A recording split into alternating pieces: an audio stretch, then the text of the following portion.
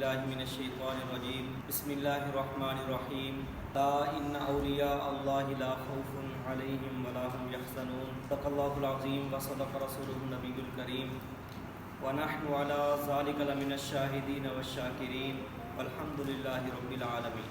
اللہ تعالیٰ قرآن مجید کے اندر یہ بات ارشاد فرما رہے ہیں، الا کا مطلب ہوتا ہے جس طرح الارم نہیں بجتا الارم، تا کا مطلب یہ الا سن لو، یاد کر لو، پڑھ لو، دیکھ لو، الا ان اولیاء اللہ لا خوف علیہم ولا هم یحزنون، بے شک جو اللہ کے دوست ہیں، اللہ کے ولی ہیں، اللہ سے پیار کرتے ہیں، اللہ ان سے پیار کرتا ہے، لا خوف ان پر کوئی خوف نہیں، ولا هم یحزنون نہ وہ غمگین ہوں۔ دنیا کے اندر اللہ کے دوستوں پر، اللہ کے ولیوں پر اگر مسائل آ بھی جائیں، اکثر ہوتا تو یہ ہے کہ اللہ تعالیٰ دنیا کے اندر بھی ان کا نام روشن کر دیتا ہے، آخرت کے اندر بھی ان کا نام روشن کر دیتا ہے۔ ہاں اگر دنیا کے اندر مسائل آ بھی جائیں، نبیوں پر آئے، جس طرح حضور علیہ الصلوۃ والسلام کا طیف کا سفر آپ دیکھ لیں، احد کے اندر آپ کے دندان مبارک شہید ہو گئے، آپ کے چچا حضرت امیر حمزہ شہید ہو گئے، آپ کے 70 صحابہ شہید ہو گئے۔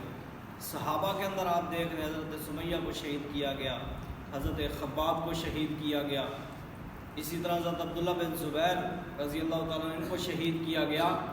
تو دنیا کے اندر مسائل آ بھی جائیں، لیکن آخرت کے دن، قیامت والے دن، میدان حشر کے اندر ان لوگوں پر کوئی خوف نہیں ہوگا۔ الا ان اولیاء اللہ، کیونکہ اللہ کا وعدہ ہے کہ میرے جو دوست ہیں، میرے جو ولی ہیں، ان پر نہ کوئی خوف ہوگا نہ وہ غمگین ہوں۔ اس کے بعد کے اندر آپ اگر دیکھ لیں تو بڑے بڑے نام آتے ہیں۔ اور دوسری بات یہ کہ اللہ کا دوست بننے کا طریقہ کیا ہے، اللہ کا محبوب بننے کا طریقہ کیا ہے، تو حضور علیہ الصلوۃ والسلام نے اس کا طریقہ یہ بتایا ہے۔ آپ نے فرمایا جو عصر کی پہلی 4 سنتیں ادا کرتا ہے، اللہ اسے اپنا محبوب بنا لیتا ہے، اللہ اسے اپنا دوست بنا لیتا ہے، جو عصر کی پہلی 4 سنتیں ادا کرتا ہے۔ خواجہ قطب الدین بختیار کاکی رحمۃ اللہ علیہ جب یہ وفات ہوئی تو مرنے سے پہلے انہوں نے وصیت کی کہ میرا جنازہ وہ پڑھا ہے جس کے اندر یہ 4 شرطیں موجود ہوں۔ کون سی شرطیں تھیں؟ اگر آج کل کے حساب سے بھی دیکھ لیا جائے تو بڑی مشکل ہے یہ بات۔ انہوں نے پہلی شرط یہ رکھی کہ میرا جنازہ وہ پڑھائے جس کی کبھی بھی تکبیر اولیٰ فوت نہ ہوئی ہو، اور دوسری شرط یہ تھی کہ میرا جنازہ وہ پڑھائے جس نے کبھی بھی تہجد کی نماز قضا نہ کی ہو۔ تیسری ان کی شرط یہ تھی کہ میرا جنازہ وہ پڑھائے جس نے کبھی عصر کی پہلی 4 سنتیں نہ چھوڑی ہوں، اور چوتھی ان کی شرط یہ تھی، اور سب سے مشکل ان کی شرط یہ تھی کہ کبھی بھی اسی نے کسی غیر محرم کو نہ دیکھا ہو، اس کی نظر کسی غیر محرم پر نہ پڑی ہو۔ یہ 4 شرطیں انہوں نے رکھی۔ زور سے لے کر عشاء تک جنازہ پڑھا رہا، سارے مجمع کو صاف سون گیا، کون ہے جو اس دن کا جنازہ پڑھائے، کس کے اندر اتنی کوالٹی موجود ہے، پاور موجود ہے، کس کے اندر اتنی شرطیں موجود ہیں، اور بڑی مشکل ترین شرطیں تھیں۔ کبھی تکبیر اولیٰ فوت نہ ہوئی ہو، تہجد کی نماز اس نے نہ چھوڑی ہو، عصر کی پہلی 4 سنتیں کیونکہ غیر موقع ہیں، اگر پڑھ لے تو ثواب ہے، نہ پڑھے تو گناہ کوئی نہیں، عصر کی پہلی 4 سنتیں بھی اس نے نہیں چھوڑی ہو، اور کبھی بھی اس کی نظر کسی غیر محرم پر نہ پڑی ہو۔ عشاء کے وقت ایک بندے نے وہ آگے بڑھا، منہ کو لپیٹا ہوا ہے، اپنے شیخ کے، اپنے پیر کے منہ سے پردہ ہٹایا، کفن ہٹایا، اور کہا شیخ آپ خود تو چلے گئے لیکن میرا راز فاش کر دیا، اگر آج میں جنازہ نہ پڑھاتا تو جنازہ اسی طرح پڑھا رہنا تھا۔ اس نے 11 بار قسم اٹھائی کہ اللہ کی قسم میرے اندر یہ 4 شرطیں موجود ہیں، کبھی میری تکبیر اولیٰ فوت نہیں ہوئی، کبھی میں نے تہجد کی نماز نہیں چھوڑی، کبھی میری نظر کسی غیر محرم پر نہیں پڑی، اور کبھی میں نے عصر کی پہلی 4 سنتیں نہیں چھوڑی۔ جب منہ سے نقاب ہٹایا تو وقت کا بادشاہ شمس الدین التمش تھا۔ لوگوں نے ایسے بادشاہ بھی دیکھے، ان کے دل کے اندر حضرت عمر کی محبت تھی، ان کے دل کے اندر حضرت عمر بن عبد العزیز کی محبت تھی، ان کے دل کے اندر یہ احساس تھا کہ یہ وہی لوگ تھے، حضرت عمر جیسی شخصیت جنہوں نے ٹھیک طرح حکومت کی اور وہ کامیاب ہو گئے۔ عمر بن عبد العزیز نے اپنا پیٹ کاٹا، اپنے بچوں کا پیٹ کاٹا۔ پیٹ کاٹنے کا مقصد یہ ہے کہ انہیں حرام نہیں کھلایا، حلال کا لقمہ انہیں کھلایا۔ بڑے مشکل حالات سے گزرے لیکن دنیا کے اندر بھی کامیاب ٹھہرے اور آخرت کے اندر بھی وہ لوگ کامیاب ٹھہرے۔ اور بھی بڑے لوگوں کا نام آتا ہے، خواجہ نظام الدین اولیاء اعظم ابو حنیفہ رحمۃ اللہ علیہ کا غالباً قول ہے، وہ فرماتے ہیں اگر کسی عالم کو کسی بادشاہ کے پاس دیکھو تو اس کے ایمان کے اندر شک کرو، ایک تو مطلب یہ ہے نا کہ بادشاہ سے کوئی امداد لینے کے لیے جانا. مولانا طارق میر صاحب پر اکثر یہ اعتراض ہوتا رہتا ہے کہ آپ عمران خان سے ملے, آپ فلاں بادشاہ سے ملے. تو وہ کہتے ہیں کہ میرا جو مقصد ہے ملنے کا وہ دعوت و تبلیغ ہے.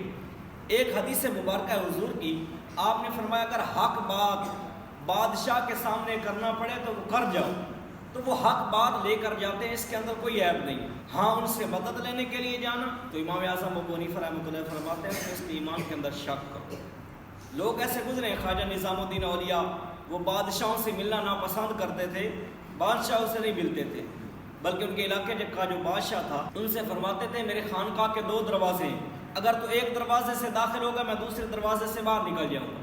ایک دن بادشاہ اچانک آ گیا, دیکھا تو دروازے پر چوکیدار کھڑے ہوئے, حضرت کے مریدین جو تھے وہ کھڑے ہوئے ہیں. بادشاہ کو شرارت سوئی, اس نے ایک پرچی لکھی, پرچی پر یہ بات لکھی. کیا بات ہوئی؟ بادشاہوں پر بھی پہرے دار ہوتے ہیں, فقیروں کے دروازے پر بھی پہرے دار ہیں. تو خواجہ نظام الدین اولیاء نے اسی پرچی پر لکھ کر بھیجا جو بادشاہوں کے پاس پہرے دار اور چوکیدار ہوتے ہیں وہ فقیروں کو روکنے کے لیے ہوتے ہیں, اور جو فقیروں کے پاس ہوتے ہیں وہ بادشاہوں کو روکنے کے لیے ہوتے ہیں. بادشاہ نے پرچی لکھی خواجہ نظام الدین اولیاء کو کہ ٹھیک ہے آپ مجھ سے ملنا نہیں چاہتے, لیکن مجھے اپنا لنگر خانہ اور اسی طرح استبل جہاں پر آپ کے گھوڑے بندھے ہوئے وہ مجھے دیکھنے کی اجازت دی جائے. تو خواجہ نظام الدین اولیاء نے اجازت دے دی. اس نے لنگر خانہ دیکھا. جب گھوڑوں کے استبل کے اندر گیا تو کیا دیکھتا ہے, گھوڑے جس زنجیر کے ساتھ بندھے ہوئے ہیں زنجیر چاندی کا ہے اور جو اس کے قلعے ہیں وہ سونے کے. پھر بادشاہ کو شرارت سوجی, اس نے ایک پرچی پر لکھا, اس نے کہا یہ کیا بات ہوئی, بادشاہوں کے پاس بھی سونا اور فقیروں کے پاس بھی سونا. خواجہ نظام الدین اولیاء کو اللہ تعالیٰ نے دین بھی دے رکھا تھا اور دنیا بھی دے رکھی تھی. خواجہ نظام الدین اولیاء نے پھر پرچی پر لکھ کر بھیجا کہ بادشاہوں کے پاس جو سونا ہوتا ہے وہ سنبھال کے رکھتے ہیں, اور جو فقیروں کے پاس سونا ہوتا ہے وہ گھوڑوں کے قدموں کے اندر ڈال کے رکھتے ہیں. دنیا کی ان کے دل کے اندر کوئی محبت نہیں. اللہ تعالیٰ نے اس دنیا کو بنایا ہے, اللہ تعالیٰ فرما رہے ہیں متاع قلیل, اس کا نفع تھوڑا ہے. کبھی اللہ تعالیٰ اس کو بکری کے جالے کے ساتھ تشبیہ دے رہے ہیں, عنکبوت یہ مکڑی کا جالا ہے. کبھی اللہ تعالیٰ فرما رہے ہیں یہ مچھر کا پر ہے. اس لیے جو اللہ والے ہوتے ہیں ان کے دل کے اندر دنیا کی کوئی قدر و قیمت نہیں ہوتی. جس طرح حضرت عمر کی وہ بات ہے کہ بہار چین کے نام سے ایک قلین آتا ہے, کہ روم فتح ہوا تو ڈھیر لاکھ کہتے خزانوں کے, اس کے اندر وہ قلین بھی شامل تھا. کئی اونٹوں پر لاد کر اس کو لایا گیا. تو صحابہ نے مشورہ دیا بڑا قیمتی قالین ہے, اس سے مسجد نبوی کے اندر بچھا دیا جائے. تو جب حضرت عمر کو یہ بات پتہ چلی تو حضرت عمر نے کہا اس قالین کی اتنی جرت, اس قالین کو اس قابل ہم کیوں سمجھے, اس کو وہاں پر بچھاؤ جہاں پر لوگ جوتے اتارتے ہیں, لوگ اس قالین کے ساتھ جوتے صاف کر کے اندر آئیں. کیوں؟ دنیا کی ان کے ہاں کوئی قدر و قیمت نہیں تھی, دنیا کو وہ ناپسند کرتے تھے. حضرت علی فرماتے تھے اے دنیا, اپنی داڑھی کو پکڑ لیتے تھے اور کہتے تھے اے دنیا میں تجھے 3 طلاق دے چکا ہوں, تیرے غم زیادہ ہیں تیری خوشیاں تھوڑی ہیں, تیرے اندر خوشیاں تھوڑی ہیں تیرے غم زیادہ ہیں.